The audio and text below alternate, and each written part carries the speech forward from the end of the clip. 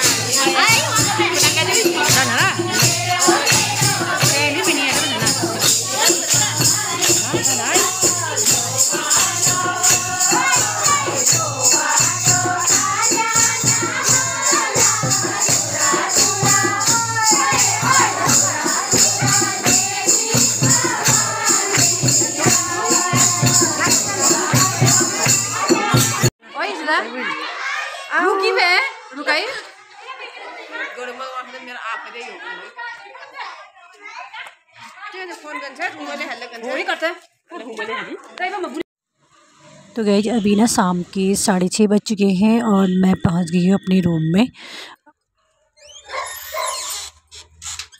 तो गाइज मैं घर पहुंच चुकी हूँ, अब बनाती हूँ डिनर और रात भी देख सकते हैं बाहर हो गई है, दिया बाती जलाती हूँ। मिलते हैं नेक्स्ट वीडियो में, तब तक के लिए बाय बाय, टेक केयर।